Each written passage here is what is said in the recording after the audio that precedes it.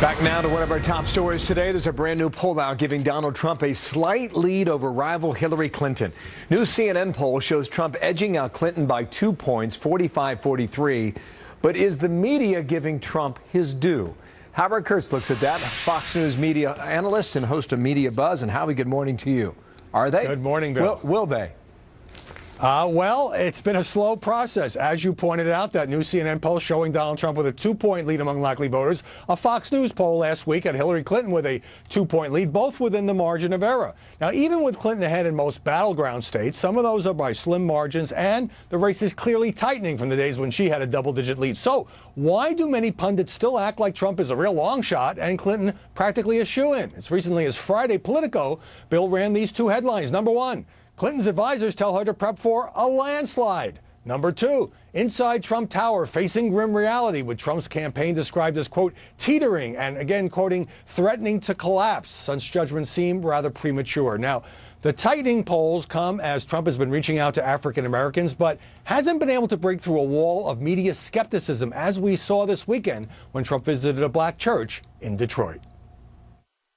I fully understand that the African American community has suffered from discrimination and that there are many wrongs that must still be made right.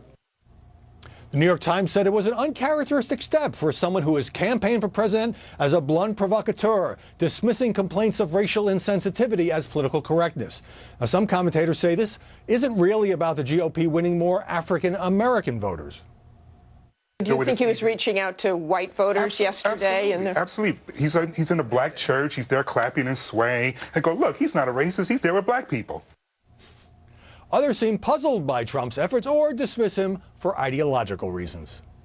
He comes into this church, and the word choice that Donald Trump used, it sounds as though he wants to be a savior. This is an insult to our intelligence to come to us acting as if just saying that we ought to come together, but not saying how that is going to bridge that gap is insulting.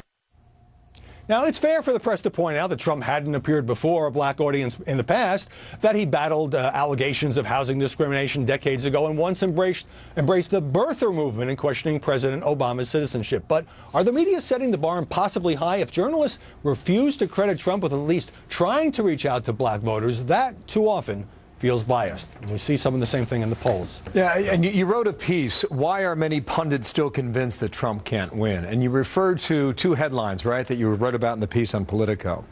Does a poll like we just showed from CNN change this? Eventually, it would change it. I see the media as a lagging indicator. After the two conventions and when Hillary had that 12-point lead in early August, everybody in the news business, I should say almost everybody, just became convinced that she was going to win and it would be almost impossible for Donald Trump to make up the gap, particularly in those swing states. Now, the polls are tightening, as they often do, but the media are lagging behind. A couple more polls like the one we saw from CNN, where it's at least even within a couple of points, or Trump ahead by 2, 3, 4 points.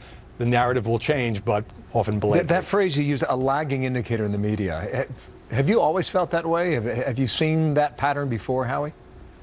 I've seen it to be more pronounced in this campaign where, remember, all of these same political analysts, most of them, again, I should say, absolutely convinced Donald Trump could not win the Republican nomination. But even on other stories, you know, often the country and the public are ahead of the press, and the press has to catch up because we tend to cling to the other narrative that was working, and then somebody bonks us over the head and says, oh yeah, but what about these new polls? So I think you'll see a change if the polls move in this direction. Listen, don't get hit over the head, okay? Howard Kurtz there in D.C., thank you very much. Talk to you real soon. Thank you, Howard. Thanks, Bill. And a programming note to tell you about. Greta Van Susteren has announced that she is leaving Fox News Channel after 14 years at the network. Fox News says it is grateful to Greta for her many contributions over the years and wishes her continued success. Senior political analyst Brit Hume will take over the 7 p.m. slot throughout the election, and that is very good news indeed.